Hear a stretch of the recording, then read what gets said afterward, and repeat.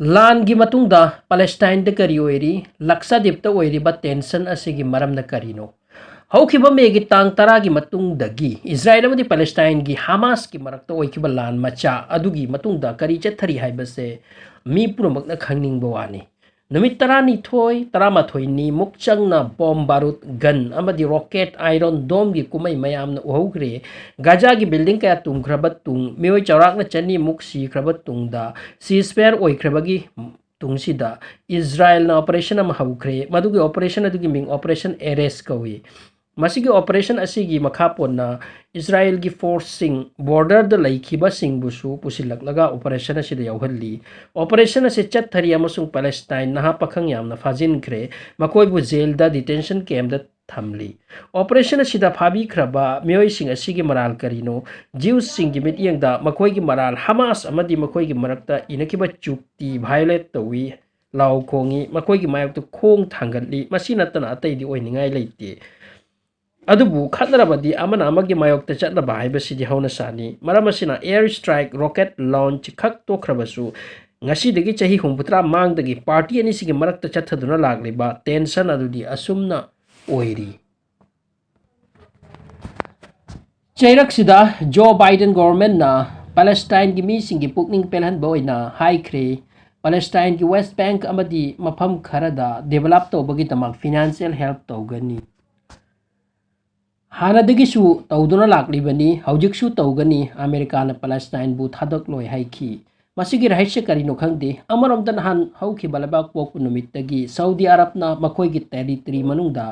ꯏꯖ꯭ꯔꯥꯏꯜꯒꯤ ꯐ꯭ꯂꯥꯏꯠꯀꯤ root close ꯇꯧꯁꯤꯟꯗꯨꯅ ꯊꯝꯈ꯭ꯔꯦ ꯏꯖ꯭ꯔꯥꯏꯜꯒꯤ flight ꯑꯃ ꯐꯥꯎꯕ ꯁꯥꯎꯗꯤ ꯁꯝꯂꯒ ꯄꯥꯏꯍꯟꯗ꯭ꯔꯦ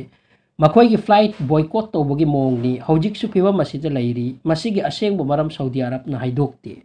ꯅꯍꯥꯟꯒꯤ ꯂꯥꯟ ꯆꯠꯊꯔꯤꯉꯩ ꯆꯩꯔꯛꯇꯨꯗ ꯂꯩꯕꯥꯛ ꯀꯌꯥꯅ ꯄꯥꯂꯦꯁꯇꯥꯏꯟꯒꯤ ꯁꯣꯛꯈ꯭ꯔꯕꯁꯤꯡ ꯑꯗꯣ ꯃꯦꯟꯈꯠꯀꯅꯤ ꯃꯥꯏꯀꯩꯗꯒꯤ ꯍꯦꯜꯞ ꯇꯧꯒꯅꯤ ꯍꯥꯏꯅ ꯂꯥꯎꯅꯔꯛꯈꯤꯕꯅꯤ ꯑꯗꯨꯕꯨ ꯍꯧꯖꯤꯛ ꯐꯥꯎꯕꯗ ꯐꯤꯖꯤꯀꯦꯂꯤ ꯆꯪꯂꯗꯨꯅ ꯍꯦꯜꯞ ꯇꯧꯕꯒꯤ ꯋꯥꯗꯤ ꯇꯥꯕꯨ ꯇꯥꯗ꯭ꯔꯤ ꯑꯃꯔꯣꯝꯗ ꯅꯍꯥꯟ ꯑꯥꯌꯔꯂꯦꯟ ꯒꯣꯚꯔꯟꯃꯦꯟꯠꯅ ꯏꯖ꯭ꯔꯥꯏꯜꯒꯤ ꯃꯥꯌꯣꯛꯇ ꯕꯤꯜ ꯑꯃ ꯄꯥꯁ ꯇꯧꯈ꯭ꯔꯦ ꯕꯤꯜ ꯑꯗꯣ ꯃꯈꯣꯏꯒꯤ ꯄꯥꯔꯂꯤꯌꯥꯃꯦꯟꯠꯇ ꯌꯥꯝꯅ ꯃꯨꯟꯅ ꯈꯟꯅꯔꯒ ꯄꯥꯁ ꯇꯧꯈꯤꯕꯒꯤ ꯋꯥꯅꯤ ꯕꯤꯜ ꯑꯗꯨꯗ ꯁꯦꯡꯅ ꯃꯦꯟꯁꯟ ꯇꯧꯔꯤ ꯍꯧꯖꯤꯛ ꯄꯥꯂꯦꯁꯇꯥꯏꯟꯗ ꯏꯖ꯭ꯔꯥꯏꯜꯅ ꯇꯧꯔꯤꯕ ꯕꯦꯕꯥꯔ ꯑꯁꯦ ꯍ꯭ꯌꯨꯃꯦꯅꯤꯇꯤ ꯑꯃꯗꯤ ꯍ꯭ꯌꯨꯃꯦꯟ ꯔꯥꯏꯠꯀꯤ ꯃꯥꯌꯣꯛꯇ ꯑꯣꯏꯔꯛꯂꯦ ꯃꯁꯤꯒꯤ ꯅꯨꯡꯉꯥꯏꯇꯕꯒ ꯂꯣꯏꯅꯅ ꯑꯥꯌꯔꯂꯦꯟꯅ ꯏꯖ꯭ꯔꯥꯏꯜꯒ ꯂꯩꯅꯔꯛꯄ ꯃꯔꯤꯁꯤꯡ ꯊꯝꯗꯕ ꯑꯗꯨꯒ ꯂꯣꯏꯅꯅ ꯃꯈꯣꯏꯕꯨ ꯕꯣꯏꯀꯣꯠ ꯇꯧꯒꯅꯤ ꯍꯥꯏꯈꯤ ꯏꯚꯦꯟ ꯃꯈꯣꯏꯒꯤ ꯂꯩꯕꯥꯛꯇꯒꯤ ꯏꯖ꯭ꯔꯥꯏꯜꯒꯤ ꯑꯦꯝꯕꯦꯁꯦꯗꯔ ꯐꯥꯎꯕꯗ ꯍꯟꯗꯨꯅ ꯆꯠꯈꯤꯕ ꯍꯥꯏꯕꯁꯤꯁꯨ ꯕꯤꯜ ꯑꯗꯨꯗ ꯌꯥꯎꯔꯤ ꯍꯥꯏꯔꯤ ꯃꯇꯝ ꯑꯃꯗ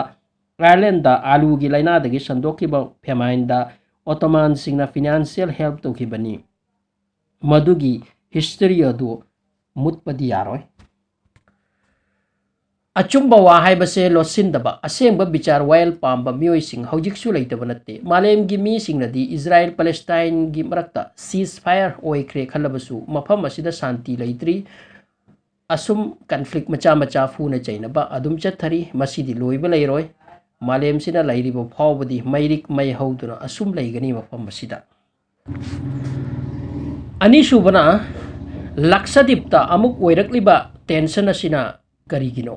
ꯃꯁꯤꯒꯤ ꯋꯥꯔꯤ ꯑꯁꯤ ꯁꯥꯡꯉꯤ ꯂꯛꯁꯗꯤꯞꯇ ꯑꯣꯏꯔꯛꯂꯤꯕ ꯋꯥꯊꯣꯛ ꯃꯈꯣꯏꯒꯤ ꯄꯥꯕ꯭ꯂꯤꯛꯅ ꯁꯥꯎꯔꯛꯂꯤꯕ ꯑꯃꯗꯤ ꯄꯥꯜꯂꯤꯕ ꯕꯤꯖꯦꯄꯤꯒꯤ ꯅꯦꯇꯥꯁꯤꯡꯗ ꯄꯦꯜꯂꯛꯇꯕꯒꯤ ꯃꯔꯝ ꯌꯥꯝꯃꯤ ꯁꯝꯅ ꯍꯥꯏꯖꯔꯕꯗ ꯑꯩꯈꯣꯏꯅ ꯈꯪꯉꯤ ꯂꯛꯁꯗꯤꯞ ꯌꯨꯅꯤꯌꯟ ꯇꯦꯔꯤꯇꯔꯤꯒꯤ ꯃꯅꯨꯡꯗ ꯑꯃꯅꯤ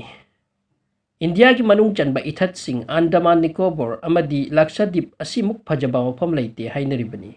ꯄꯣꯂꯨꯁꯟ ꯂꯩꯇꯕ ꯇꯨꯔꯤꯁꯀꯤ ꯐꯖꯕ ꯃꯐꯝ ꯉꯥꯛꯇꯅꯤ ꯑꯃꯥꯡꯕ ꯐꯠꯇ ꯍꯧꯗꯤ ꯇꯥꯕ ꯅꯠꯇꯦ ꯍꯧꯖꯤꯛ ꯑꯗꯨꯒꯨꯝꯕ ꯃꯐꯝꯗ ꯑꯣꯏꯔꯛꯂꯤꯁꯦ ꯀꯔꯤꯅꯣ ꯂꯛꯁꯗꯤꯞꯇ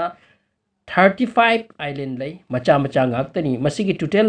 ꯁꯔꯐꯦꯁ ꯑꯦꯔꯤꯌా ꯂꯩꯀꯪ ꯑꯣꯟꯂꯤ 32 ꯁ꯭ꯀ꯭ꯋꯦꯔ ꯀꯤꯂꯣꯃꯤꯇꯔꯇꯅꯤ ꯑꯄꯤꯛꯄ ꯁꯤꯇꯤ ꯑꯃꯗꯒꯤ ꯍꯦꯟꯅ ꯄꯤꯛꯏ ꯑꯣꯟꯂꯤ 60 to 70,000 ꯃꯤ ꯂꯩ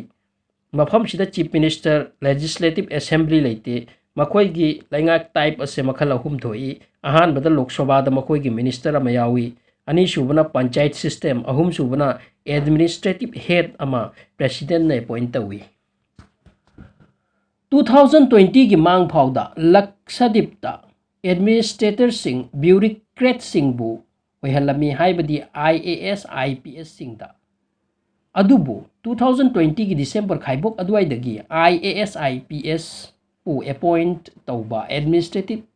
head oina hapasi sindoktuna politician da pीबा हौखरे हौजिक हौजिक प्रफुल्ल के पटेल ना ओइरी महा गुजरात किनी IAS IPS अमा नत्ते just political leader अमनी Praful K Patel बु दादरा नगर हवेली की एडमिनिस्ट्रेटिव हेड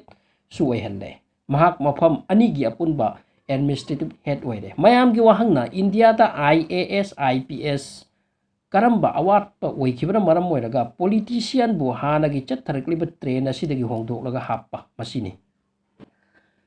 अमरोमदा 2019 दा सेंट्रल गवर्नमेंट ना लौथोकी यूनियन टेरिटरी अनि दादरा नगर हवेली अमदी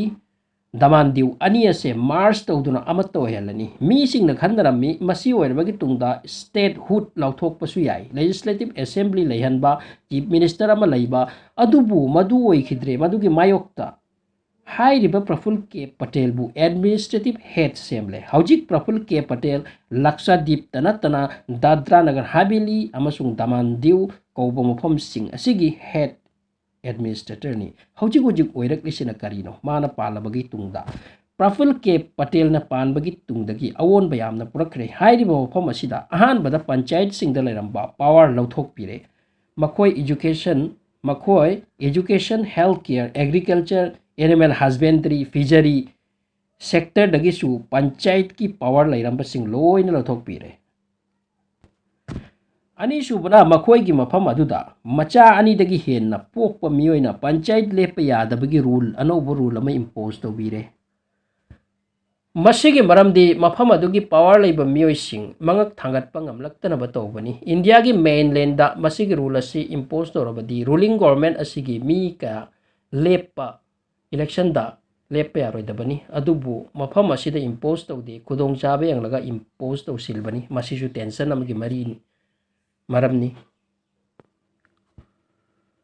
अहुम सुबना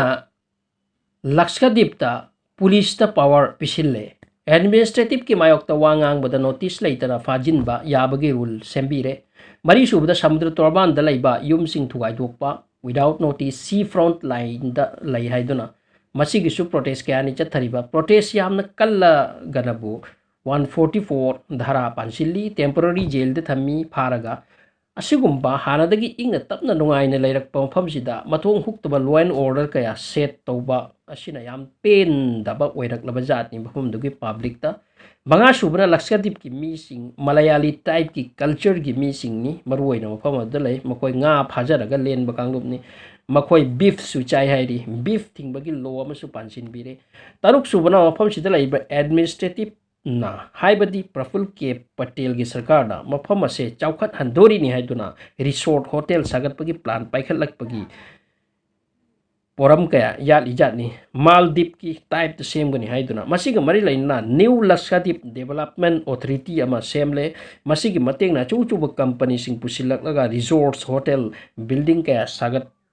स्मार्ट सिटी सेमगनी मसिना लक्षद्वीप की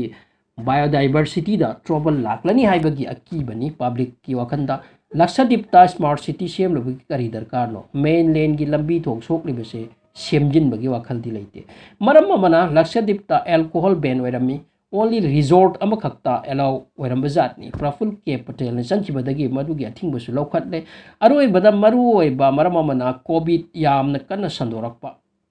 मसिसु प्रफुल्ल पटेल ना कोविड की प्रोटोकॉल द चेंज तौखिबदगी हानबदा खर लुरंबा जातनी अदुबु खर लाइथोकनखिबदगी हौजिक्ति याम थीना मफम असिदा कोविड संदोकले हाइरी मी 30 मुक ऑलरेडी सीखरे अरुगा 60,000 मुकना अनाब फंगदरे हाइरी मरम मयाम असिदगी पेलक्तबदगी सेव लक्षद्वीप हाइदुना सोशल मीडिया मदि अतै प्लेटफॉर्म सिंगदा लाउनरकपनी वीडियो सिना नॉलेज खरदि अदोमदा पीबा ngamjai हाइबगी थाजब थमजरी वीडियो सिगिदमक लाइक तौसिनबियो अदुगा चैनल असिदा अनौबो ओइरबदि प्लीज सब्सक्राइब तौसिनबियो हाइजेरी।